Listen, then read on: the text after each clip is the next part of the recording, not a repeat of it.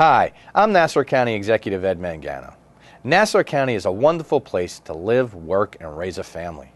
Long Island's blessed with beautiful beaches, parks, and scenery that can't be beat. But while living on Long Island has many great things to offer, each year our location also puts us in the path of destructive forces of hurricanes. It is essential that we all work together to prepare to face that threat.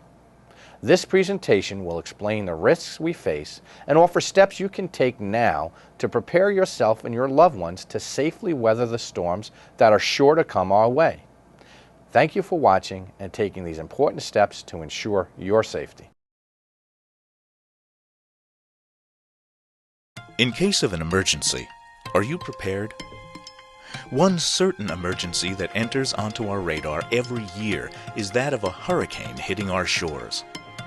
We sometimes forget that Long Island is one of the most vulnerable areas in our nation to be hit by hurricanes. We face the same hazards as our coastal neighbors in Florida, North Carolina, and Louisiana. In September of 1938, the Long Island Express struck as a Category 3 hurricane.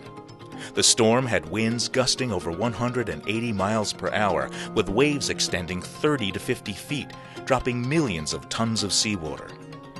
Even with the smaller population living here at the time, the destructive power of that hurricane killed over 600 people, injured a great deal more, and actually changed the landscape of Long Island. As recently as March of 2010, we were faced with a nor'easter that left over 263,000 households without power for as many as 5 days. The cost to Nassau County alone was in excess of $40 million, and this storm didn't even meet the threshold for a Category 1 hurricane. So, if a hurricane hits, are you prepared? Hurricane season starts June 1st and extends through November. Although it can take time for a hurricane to form, once it has formed, it moves quickly and often without much warning. Therefore, now is the time to prepare. Make a plan and stick to it. Pick a location where you and your family will meet in case you're separated. Create a list with emergency telephone numbers.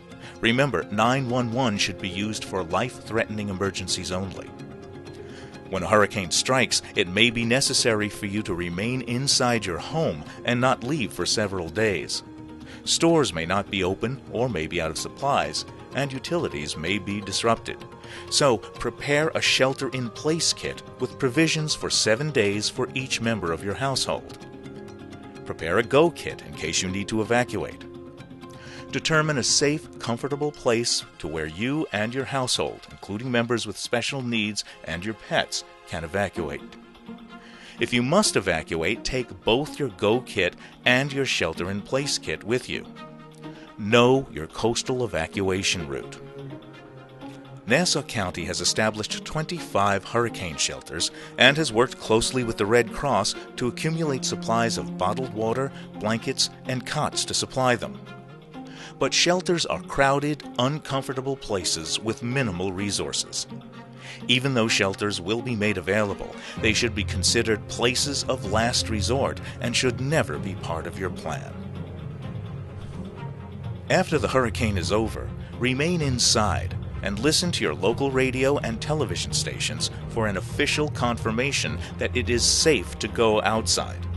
More deaths and injuries occur after a hurricane than during one because people are in too much of a hurry to get outside to survey the damage, where they often come in contact with downed power lines or unstable trees which can threaten their life. Although we can't prevent hurricanes from happening, we can certainly prepare for them. If you are prepared and follow your plan, an emergency can be a mere inconvenience instead of a disaster. For more detailed information on how to handle this and other emergencies, go to nassaucountiny.gov/ready.